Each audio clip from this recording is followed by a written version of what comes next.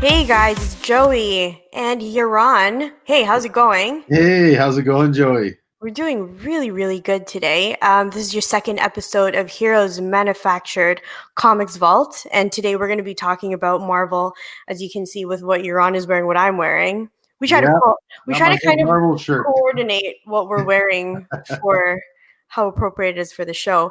But today we're going to be talking about something really, really cool, and that's going to be kind of the difference between what's going on in the Marvel movie world and the Marvel comic book world, Oh which yeah, there's so much differences. Like we're going to go into a top 5, but I'm pretty sure it's going to be like accurately probably in the 600s. that's oh how yeah, that's how yeah, different it is. So we're going to talk a little bit about Iron Man, who pretty much started it all, and yeah. the kind of difference with Iron Man 3's villain. And we're going to talk a little bit about Scarlet Witch and Quicksilver, the stuff that kind of went on with that handsome, handsome planet that we have called Ego. We're going to talk about Spider-Man, and we're going to talk about the really big crossovers like Civil War and Infinity War and all that kind of stuff. So let's get started, right? Yeah, for sure. So I mean, I guess the first one I was showing there was Iron Man 3, Yeah. and Mhm. that was, I mean, it was a fun movie. I loved it. How about you, Joey? Did you enjoy Iron Man 3? It was good. I mean, the thing about me and Iron Man is that I didn't read as much Iron Man books when I was a kid. Yeah. So to me, my vision of Iron Man really is more primarily the movie first. Well, I mean, one thing with the comics that I always found that he was an alcoholic, right? Like Tony Stark Yeah. was an alcoholic, and they didn't really touch on that ever in the movies. I think they touched on his personality and certain tendencies of that Hmm. persona of an alcoholic, but they never really Yeah. I touched think, on him, actually being an alcoholic, which was unique, and they pulled it off well because it's Disney and Marvel Studios. yeah, they tried to play it safe though. Yeah, the one thing I didn't like about Iron Man 3 personally, and it's the one thing I think we all Oh, Mandarin that who guy. was, yeah, Hmm. well, he was played by a great actor, Ben Kingsley, who's he was in Schindler's List. He's Yeah. been in the House of Sand and Fog, a bunch of great movies. But he played the Mandarin really well. Like up until a certain point in the movie, he did a really great job. Now, for anyone out there, spoilers, I really don't care, but Oh, yeah, spoilers. That doesn't even count anymore. That was like Iron Man 3. I was like, yeah, not to put an age out there, but that was a while yeah. ago. No, but I get it, and that's the thing. Like, so there was the other villain, Aldrich Killian, which is played by Guy Pearce, this Yeah. guy, and my biggest issue is that he ended up being the real Mandarin, which was put Ben Kingsley's character in like a really weird. So you're just kind of like you walked out of it. Okay, wait, so it wasn't him, but it was this guy. He was the real Mandarin. That's a Why? tight spot. But that's a tight spot because I think that Iron Man 3, the the makers of it was still trying to figure out their footing, you know? Yeah, it was a It wasn't screw the up. To me, Marvel to that me, we that know was now. probably like it was the least liked thing of the entire Marvel cinematic universe that I just never understood. And it wasn't the end of the world for me, Mhm. but it was enough to like say, okay, that was one major screw up that I'm gonna hold them accountable for. And that's one that I personally have a little passion talk about that one. But yeah. No, but that's understandable because as well, I knew a little bit about the Mandarin in comics, and this was still at the era of Joey, where I was a little bit of a comic book snob, and Yeah. so to me, I'm kind of like that guy doesn't even look like the Mandarin. Like that, they were trying to pass that off as Mandarin. Like, where's the Yeah, Fu it was. Manchu? Where's this going on? Where's the handlebars? Like, the costume was completely off. Like, I Yeah, hear you. it was off, and the fact that they made him like an actor that is playing the Mandarin that bothered me too. Like it was just Yeah, like really, like out of all the things you're gonna make him an actor now. Like that was just it was silly. You know what I mean? And to me, like that was the one thing. Like I love Marvel, I love the MCU too, but it was the one thing to me that was probably the silliest thing they did in the entire Marvel cinematic universe. But yeah, yeah. well, speaking of irky though, and I don't want to say irky in a way that like people might think it is, because I'm going to say the two words Scarlet Witch and Quicksilver. Oh yeah. There is like there is some comic book art about them sometimes that I'm like, that is too close for a brother and sister, man. Yeah, Like, you can kind of see it right there in that image. yeah, like right at the right part. I'm like, nah, man. Like, don't do that to brothers and sisters. But there was a huge stray off as well from when Fox did it. And we talked about this just a few minutes ago. The way that Fox did it, and then the Oh way yeah. that the Disney MCU world did Oh, it. huge difference. And you know Yeah. what? Like you see, I like the way that Fox did it personally. I think they did a much better job with regards to, because they actually touched on the Magneto storyline, and Yeah. they showed them as a younger version of the characters, which to me is cool, because I mean, it gives you a different vision of the characters that you wouldn't normally have seen in the comics. Well, it's also nice to see them grow up, right? Yeah, yeah, and the thing is, it leaves room for the imagination, right? Like we already know Mm. what they look like in the comics, but then, yeah. So I mean, that was cool. The MCU, what they did do well, I feel, is that they chose good actors without a doubt, Mm. and they Mhm. even they don't touch on that like irkiness that you're talking about, but you I'm feel like glad. there's Yeah. definitely a good relationship between them as siblings, which didn't make it feel irky, but it gave it more substance that they were close without being irky. So I mean, Yeah. there Yeah. were elements that were true to it. The one thing I didn't like was definitely the accents. I mean, Oh I know that, gosh, I know. Like, yeah, why it did was it odd. disappear all of a sudden? Like, maybe just stick with it, you It know? was If weird because you're gonna go it with that. appears in those movies, and then it kind of dies down by the Infinity War and the Endgame movies. So she kind of loses her accent, which is like, why do you even start with it? Like, what's the point? You know? Uh, Yeah, it reminds me of like Carrie Fisher, where yes. she was trying to figure out Oh like, my god. is it English? Is it like South But England? Is that's it you know what, you England? just read my mind, because I was like, Carrie Fisher, and some people I talk to, like, will have a discussion and be like, no, that's not true. That never happened.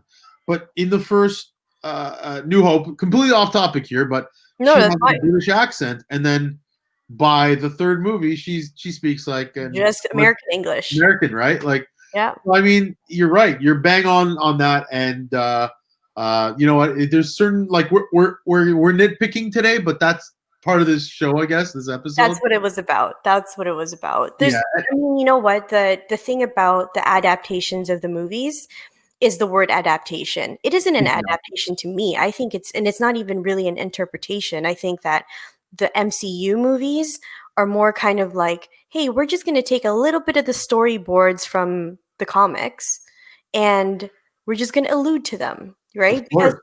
if they ever did a whole storyboard of a whole comic book, it may not even transcend really well, No, for sure. And the thing is, right? the comics, if you look at like even with Magneto, Scarlet Witch, the Quicksilver character, there's a lot more to them and Magneto that's explored in the comics, where you don't see that in the movies No. quite as much. You do see it more in the 20th century version. Mhm. Fox definitely has had some elements to the character Quicksilver, wanting to know who his father was, and then meeting him with Xavier. So there's a lot more there. They still don't touch on it enough, but it's there, right? Like the elements Yeah. are there. So they, to me, Fox did that one right. In that sense, again, tends to be that Disney did a lot more in going the right path with the MCU. Que But yeah. definitely love that. Question So actually for you, like, how do you actually feel about how much they stray away from the actual costumes?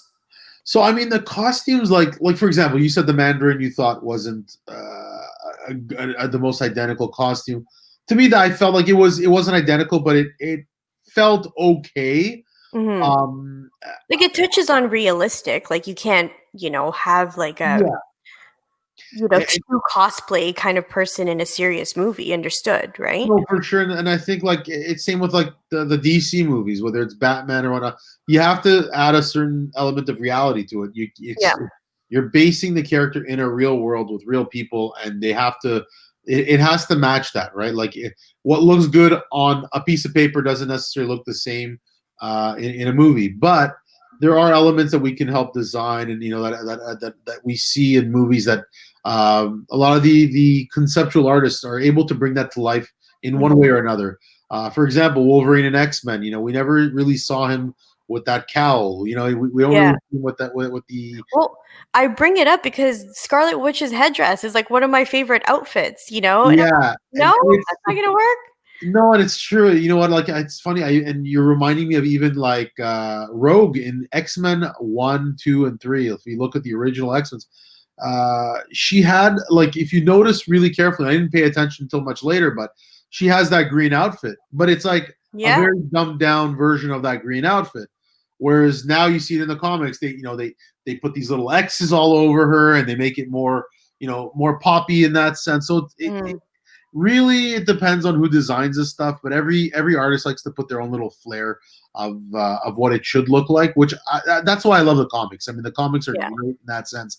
Every artist has their own style and unique vision of the character. And I mean, like the one other movie I was going to actually bring up was the Guardians of the Galaxy. Guardians of the Galaxy 2 had Ego, which you mentioned. I mean, he's an amazing character in the comics. And the one thing though, he's the living planet. People that know Ego, he's living, eating, breathing planet, as you can see in this image. And I love this image because it's this image here, for example, like it shows you. It's a planet that eats other planets. He was more than just a character.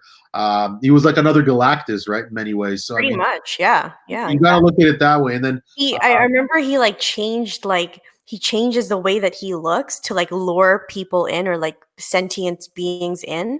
Yeah, so that it's attractive for them to come, and then he just eats them up. And then they touched on that.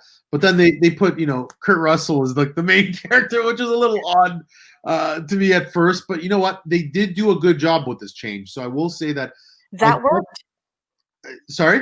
It worked. I think for me it worked. Yeah, no, it worked. It worked. Undoubtedly worked. And I love the scene in the beginning, even when you see Kurt Russell and you've got Stan Lee popping by in the beginning of that movie with his car. And, it's a great way to bring in the character and bring him to life in a different vision. And the one thing is, like, if you remember the movie, the world, what I feel like they really did with this movie is that they explored the world behind Ego. They actually explored the living planet on the planet, what it was like to be as Ego in a sense. So I mean, did you get to see this in 3D in theaters? Yeah, I saw it. I think in 3D IMAX, if there was IMAX at the time. I usually go out and see it in the best possible way. These are the kind of movies to see like that. Oh yeah, there's no doubt. Like the interactiveness. Like I almost kind of wish that there was like a 4D option, so that like the little bubble that Dave Bautista touched, and it like kind of went all over the place. I'm like, 4D. I did Infinity War. Sorry, I think it was Endgame that I did in 4D. It was an amazing movie. You actually did 4D? Yeah, they did 4D. I'm pretty sure either Infinity Wars or Endgame. So I could be off on that one, but I'm pretty sure it was Endgame. And very nice. 4D was awesome because there's only one theater here that you can see that in Toronto. It's at the Yonge and Dundas Theater that has 4D. The one movie, actually off topic, but it was great in 4D, just to say, believe it or not, Valerian. Not a great movie, but great in 4D. Great visually. It was amazing in 4D. And I will say, aside from Rihanna singing and being a weird alien character, that was odd, but she had to be there. She had to be there, yeah. I mean, she was like the opera singer from Fifth Element in that movie, but not really. So it's all good. But yeah, the one thing, going back to the Marvel and the Marvel universe, I mean, Ego, I mean, even the chemistry he had with all the other actors on set, Kurt Russell did a phenomenal job, I have to admit. I mean, he was a great character. He had the persona, he had the personality that really stayed true. And, in many ways, it brought a certain wisdom. He brought a certain wisdom to the character. Yep. That makes sense because it's a living planet, and a living planet, if anything, would have a lot of wisdom if it was a living being, right? Like, You gotta, or else you're just stagnant there in the galaxy doing nothing. yeah, Waiting for Galactus to eat you up, maybe. no, exactly. And the fact that they touched on what you said is like is that portion of him being able to lure people in and changing his physicality. That's definitely an element that they touched on well, and I admired that about what Guardians did. So, Um, kudos to them for doing that. yeah. Yeah, In the comics, though, I don't ever think that I remember Star-Lord ever figuring out who his dad is, right? I yeah. No, don't even think that's a thing. his dad wasn't, and that's the big part that his dad wasn't necessarily. It wasn't ego. That was No, from for what I sure. remember. At least it wasn't that. And yeah, there was a relationship between him and Yondu that had that father-son relationship throughout the books. Hmm. That was always awesome because Yondu was part of the original Guardians of the Galaxy series before Star Yeah. Lord was a big part of that, and that was like a '60s book from what I recall. And so that book, Yondu plays a very different role. So I mean, what I like is that they gave him that. They also gave Yondu that wisdom in Hmm. first two Guardian films. And the fact that they kill him off that way, it was quite different from Yeah. the That from was the books, right? very So unexpected. yeah, very unexpected, and that's the thing. The MCU really does know when to kill off certain characters, and going back also to the Scarlet Witch, Mhm. Quicksilver. I mean, they killed off Quicksilver like very quickly in That two. was it. That Yeah. was it. So like to me, they just introduced him and then they already killed him. It's like it was like whoa, and I think that's why It's certain like people it's didn't the like. opposite to like the Speedster in DC, where like Flash just kind of never dies, kind of, you know what I mean? Like he Yeah, never, like they stick him into every single storyline because the Speedster is always the person who fixes the timeline or screws it up. But there was so many things that Quicksilver could have really done in the MCU, oh especially if yeah, they're oh gonna yeah. retcon stuff.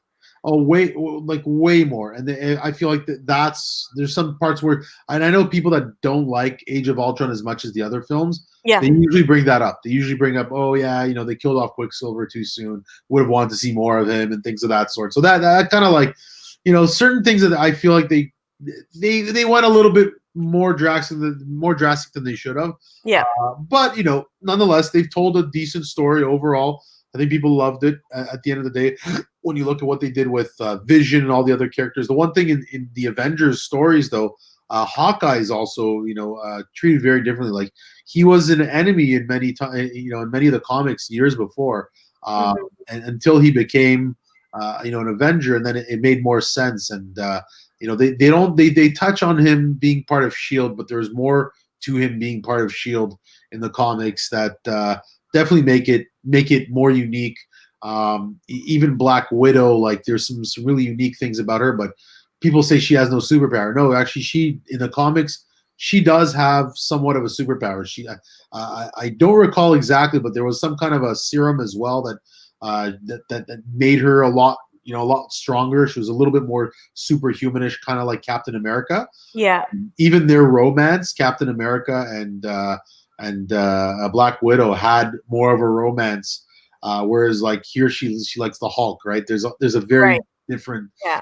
storyline She there had with the kind of like Avengers. a ting with Hawkeye too. Like there was a bit of tension Yeah, there's a little bit of that there as well, and you kind of do get basically that. everybody but Cap. Yeah, we do get that element a little bit in Endgame, which we'll talk about in a bit. But Yeah. yeah, Yeah. for sure. And then the next kind of story I think that you're mentioning to me also was the Spider-Man Yeah. films, right? The new ones. Oh yeah, of course. Hot Aunt May. Yeah, Hot on May. So Don't I mean, forget that. she was both in Homecoming and in Far From Home, right? Mhm. Like the two movies. Yeah. But then yeah, there you go, Hot on May. I mean, you can see the difference. I mean, I mean, that doesn't even look like it's the same person. And no, it's I remember like even in like the old like animated Spider-Man, Aunt yeah, they always draw Aunt May basically one step away from being Lady Death. Like yeah. her She's close lines, to the dying. Yeah, fine lines, like she's kind of she looks croaky. You Oh know? yeah, no, they brought her back to life somehow. I mean, they brought her from being a mummy to like being a complete human being now. It's awesome. I mean, It's like just straight out of the Lazarus pit kind of thing. yeah, but you know what? I have to say that I really, really enjoyed that they like. I thought this was one of the best things that Marvel did was bringing some life back to Aunt May, and I Yeah. think bringing Marissa Tomei into it, and Robert Downey Jr. as the love interest at one point is absolutely amazing. And people don't realize is that Robert Downey Jr. I mean, I'm an '80s kid, '90s kid, but Robert Downey Jr. and Marissa Tomei had a love rom-com years ago called Only You. One of the best rom-coms I've ever seen, and I very different from the Marvel superhero From stuff. the usual things we talk about, yeah. Yeah, no, but listen, as a film critic, as a person who's been involved with cinema for many years, it is one of the best stories. I definitely, if you haven't seen it, have you seen it, Joey? No, man. Like, I have try to not watch to it. do rom-coms, but I'm gonna try. No, this is a good rom-com, and it takes place in Italy. It's actually one of the. It feels like a Woody Allen film. Okay. That's why it's a good rom-com, because, like, I mean, So there's depth to it. It's not just so, like, have you ever seen Midnight in Paris? No. Okay, another great film. We got to watch, by the way. Yeah.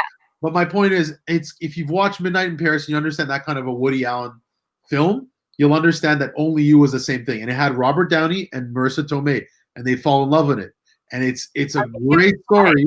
It's a great story, and they were both great in it. So I mean, there's a certain element of Robert Downey in those movies, in the Spider-Man movies, and in Civil War when he says, he gives him a hint, though, like, me and your aunt have like this thing. It was, to me, that's it brings an element of reality to it that we all loved back in the 80s, 90s, whenever it came out. I think it was in the 90s actually when it came out, but and she was always a young, attractive woman, whether she was in like My Cousin Vinny. Yeah. Absolutely. I think that's where I know her from. Yeah, that she was in Wrestler, like she played a stripper in Wrestler like a few years ago with what was that guy's name? He was in Iron Man 2. You know what I'm talking about. The bad guy in Whiplash in Iron Man 2. I see the face in my Mickey head. Rourke, that's who it is, yes. Right, So, yeah. she was with Mickey Rourke back then in Wrestler, and she played a stripper. And that was a few years prior to Spider-Man Homecoming. So, I mean, like, huge difference. Like, yeah, well, the Aunt May that we knew was she was always in bed, Yeah. she was always looking, yeah. She was always looking for Peter, and like here is your Aunt May that kind of like you can tell that obviously there's a huge age difference with them. Oh yeah. But they talk like they're friends. Like they talk like she's the cool aunt. She's not the aunt that's like you're gonna have to rescue because she got pneumonia again. Yeah, no, exactly. But I guess the big thing that what I'm trying to say is that by casting someone like that, who just a few years was, as a stripper in a movie versus this now, it's a big statement for Marvel to say, we want to stay young and fresh, and we want to give people something new and unique to experience versus just the stale old comics. So I mean, I feel like the MCU did some really unique things with that. They definitely touched on making the right choices there. So I like that too, and I like the fact that they're growing with the civilization. Like there are some people right now that have different types of families, and those different types of families could look like Aunt May and Peter. No, for sure. And you know what? The one thing that like, it's really unique because it brings us kind of into the next thing. But like a lot of the relationship between Tony Stark and Spider-Man that started in Civil War, right? Like a lot of that kind of bloomed from there and then moved into like the Far From Home movies and all that. So I mean, to me, that was they did that well, but they also knew how to intertwine it, and that, I mean, brings also the story into what Civil War was about. Civil War was another a big Marvel change. Huge thing for Marvel. Yeah, and I would say it's almost it's probably as big as a change from what the Infinity Wars, the Infinity Gauntlet storyline was like. I mean, if you look at like even just at some of the images here from Civil War, I mean, you have Wolverine, You had a lot of the X-Men, Fantastic Four. That's right. You know, She-Hulk. Oh my God. yeah, She-Hulk. I mean, Yeah. Namor, right? A lot of the Daredevil was in it. All the major characters we know and love. This was not an Avengers story necessarily, but it was more of a Marvel universe, comics universe story. So that was a huge element. And I mean, you mentioned to me you read quite a bit of the Civil War stories, and Yeah. what differences did you find there, Joey? Tons, man. Like there was a point where I was like watching the movie and I'm like, I don't think I'm watching the same Civil War at all. No, But it was definitely a very different storyline from the yeah. original comics. But the thing is that like if it transcended to the film and like what was already happening in Iron Man, what was already happening in Captain America, it made sense that they went to the route that they're going with the kind of beef with Bucky and Tony and his parents and all that kind of stuff. That's what propelled the movie. What actually propelled the comics though was I remember like the first few pages it was like these superheroes that was kind of like a reality show and then it was kind of like cops almost because you were Yeah, following these heroes around and you got to see how they fought the crime. But there was a mishap and essentially they had killed a kid accidentally yeah, kind of thing. And that's what propelled the Registration Act for heroes. And of yeah, course, it was still the same side. It was still Iron Man versus Captain America. And Captain America was very adamant into the no, this thing's going to change for us. We're not going to be the heroes that we were before if we and, sign. and they touched on that in the movie as well. Like the one thing they definitely you had that element in the film where they had to register. They one was saying no we shouldn't. The other one's saying yes we should, and Yeah, that like which was apart.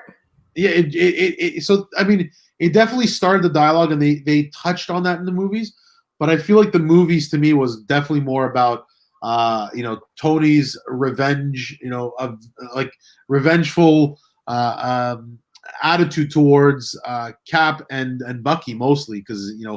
Winter Soldier killed off his parents, which is a big deal for him, and it's justifiable in the sense that like yeah you want to go after someone. So I mean they definitely touched on certain aspects. Definitely have that aspect of like Iron Man and Tony.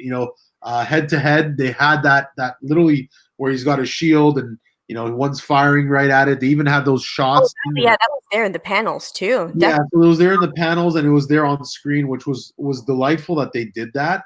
And Yeah. it felt like Civil War on that level. On like the message on some level felt the same, but there was a major difference. There was a major difference. Was though. It was one of those things where like, are you going to register and be protected? But the thing is that we're going to have to let these people know, the public, that you are serving Yeah, your actual identity. So yeah, in the comics, there was a good point in time before Spider-Man Brand New Day came out that when Civil War happened, and then Peter was pretty much like, okay, fine, I'm Peter Parker, yeah. but I'm Spider-Man, got you, whatever. I'm still gonna do my thing. That was kind of his point of view with that was, how are you guys going to protect my family and my friends, right? If I tell these people who my real identity is, and I'm sure. Yeah. people who are not people, how are you going to protect us, the government? We're the ones that protect you guys, actually. No, and you touched on you got it bang on again. Like it's, and so I mean, to me, like they did a good job overall, Mm-hmm. uh, yet very different. Like Yeah. and I feel the same. Same very similar thing to kind of our last main one here, but whether it's the Yeah. Infinity Gauntlet, but Infinity Gauntlet, as a comic, great comic, loved the comic, loved everything they did. George Perez worked on it. Yeah, he penciled the whole thing, man. Yeah. Yeah, he did. He did a great job with that. And I know Joe Rubenstein was involved with that. I think he did some coloring on that. Mm-hmm. And who was the other guy? I forgot his name. It was I don't want to say typical, but I want to say it's in its time, like how 90s poppy vivid comic colors were. Oh, for sure. And you know what? Black It had like the elements that the X-Men had in the 90s and the Avengers and all the major, it was a mishmash, yet it was finally a decent mishmash of books.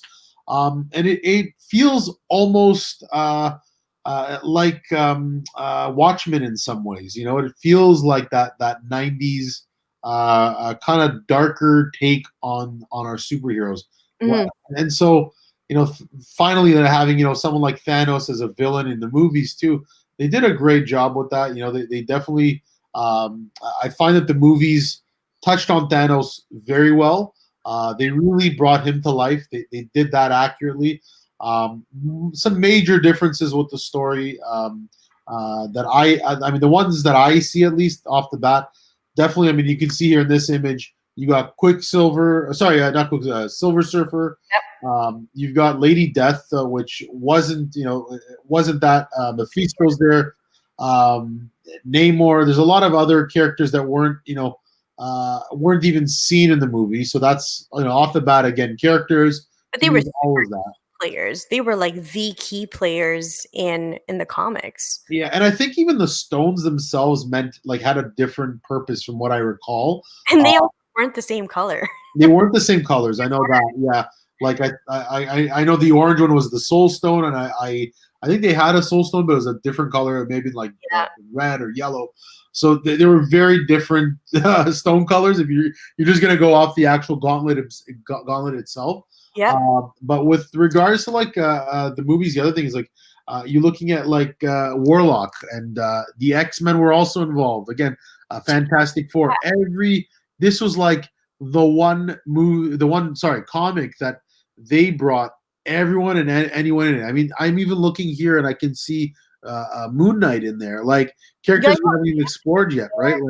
And also the Infinity War version of Thor, it's not even Odin's son Thor, that's Masterson. Yeah, no, for sure. That's the thing. It's there's a lot of different versions here. There's a lot of different ideas. I mean, that they had with the Infinity, and it's funny because the Infinity War movie versus the Gauntlet.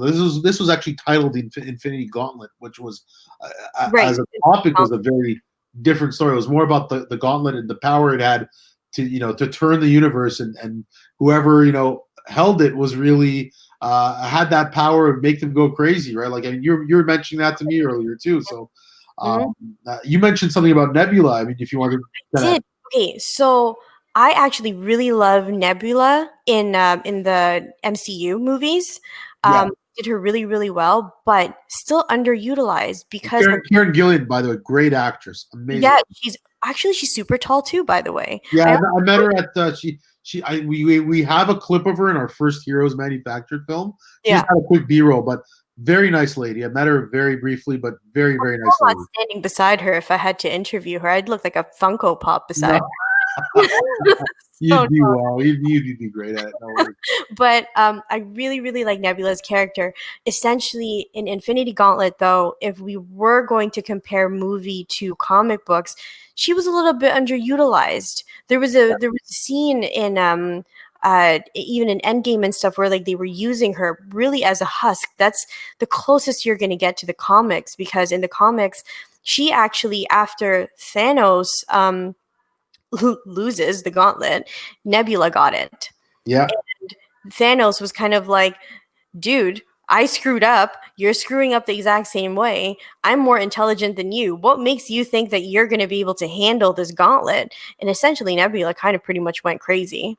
And after that, another huge, huge key player in Infinity Gauntlet in the comics was Adam Warlock. We talked about him. This guy right here.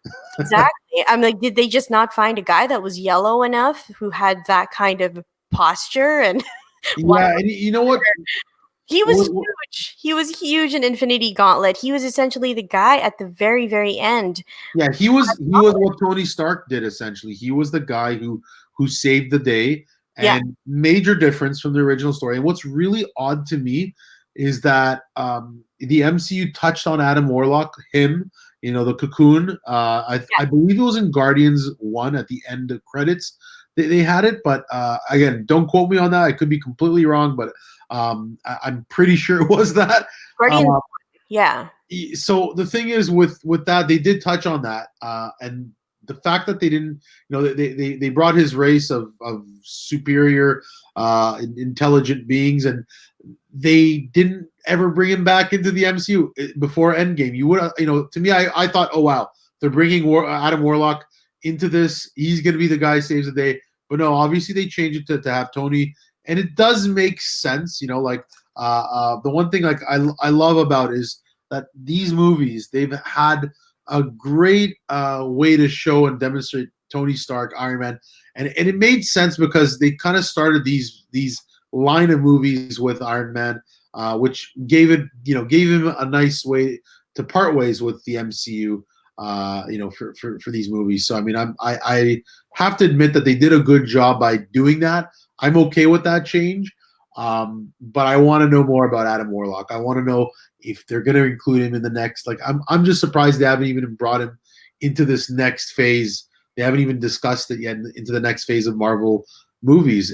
It's just the guy we don't talk about. Yeah, it's like he's there. We know he exists in the universe because they've already introduced some element of him. The girl literally said, "I shall call him Adam" or something. And I mean, that's him. Exactly, and that's the thing. Like, we're not seeing him yet, which doesn't make sense. Like, I mean, when are we going to see him? When are we going to see Adam Warlock? I'll be honest with you, I don't really think we're going to see him because with the route that we've been going and with as much elimination, it was COVID-19. Sorry. It was COVID-19. That's what we're not. he got Adam Warlock got attacked by COVID-19, and we're not going to see him anymore. Which sucks because isn't he the last guy that got the gauntlet? Yeah, probably. I mean, that's the thing. It was. Sorry, my bad. But that's the thing. Like, to me, they should have done something by now. Even if they didn't want to introduce and make a movie about Adam Warlock, that's why I don't think he would be there. They could have made him one way or another, at least introduce, I know they did somewhat with the Cocoon, and I feel like they will eventually bring him. It might be. Hold on a second. Isn't basically Infinity Gauntlet like probably the biggest Adam Warlock storyline? Like the biggest. It is. It is. It's probably the only one, like main one, right? But that's the thing, and I feel like they're gonna bring him into Guardians 3 whenever that's gonna be made. Yeah. I feel like at least they'll introduce him on some level there. Mm-hmm. And if not then maybe in like Marvel Phase 5. But because there's so many other characters like Nova, like we want to see Nova. And they introduce the, the race of I guess the Nova, the guards that they had and on all that. Yeah. So I mean, they definitely touched on it. But again, you want to see these characters. And so to me, like they're doing that a lot in the MCU, but it leaves right now these big like holes that throughout the stories that you're kind of like, okay, great, they introduce us, but why? It's like as I laughed a little bit when you were saying that with Phase 5 and all that stuff. I'm like, great, I'm never going to see Adam Warlock. I'm going to be as old Aunt May, and I'm still not. Like, damn. No, I don't think you're gonna be that old, but I won't look that old. Let's put it that way. No, for sure. There's a lot that they could still improve on. There's still a lot that they're gonna be doing. I mean, they want to bring the X-Men into the MCU now. And my Fantastic Four. They have to bring my Fantastic Four. Come on. Oh yeah, they have to bring Fantastic Four. You know what? A lot they're talking about having John Krasinski and his wife, Emily Blunt and I think that could work really well. Actually, I think that would. I'm so in for it. Yeah, I'm so in for it. I mean, I love The Office, so for me, I think he would be a great Reed Richards. So I mean, he's. Oh my God, Dwight as the Human Torch. Oh, there. Make it happen. That would be horrible. Horrible. You could just see him saying "idiot, idiot, idiot," like the whole time. But Kevin as that would be fun. Yeah, I'm down. Yeah, I could just. I would see Dwight as like a super villain, like a really good. Oh, he's definitely with that forehead, man. That's a super villain forehead. He would have been a better Mandarin, hands down. Fu Manchu, Dwight. Yeah, he would have pulled it off completely. He would have looked like Weird Al Yankovic. I'm down. Yeah. So I mean, this was it was great having me on your episode today. I appreciate that, eh? My very own episode. That's crazy. I Yeah, know. episode number 2. So, Ooh. uh, yeah, but yeah, I mean, it looks like they're doing everything right with these Marvel movies. I mean, I think we're gonna see a lot of other great films. The X-Men movies that they want to start releasing, that those are gonna be awesome. I wonder who they're gonna cast as Wolverine. We'll talk more about that on another episode. But Yeah, someone not as tall as Hugh Jackman. Like he's well, literally, real Wolverine is like only 2 inches, like taller than Puck. I definitely, could as play, long I as it's could play not, Wolverine. as Jeez. long as they don't bring Bob Hoskins back from the dead and cast him, then I'm okay. Or Danny DeVito, because I'm just too short for me. I mean, that's Danny DeVito is probably literally my height. So yeah, I get you. yeah. So just Yeah. no Danny DeVito or anyone of that height. Sorry. Well, that's fine. To be straight Most up. likely it's gonna be Mark Wahlberg for sure. Hey, why not? Why not? We'll definitely see him. We'll definitely Alright. we'll have that as a topic maybe next time. So For sure. Well, guys, thanks for tuning in. I thought that was an amazing episode as well. If you guys want, in the comments below, let us know what your favorite Marvel moments are as well. And let us know all the kind of weird things that you kind of picked up on that was like, that didn't happen in the comics. But until then, this is yeah, it. That was that's it. it. That was the episode. You guys definitely subscribe to the channel. Check us out online and follow us on YouTube or on Facebook through our Facebook group. And yeah, we look forward to having more of these shows with you guys soon. Take Yeah, care. bye, guys.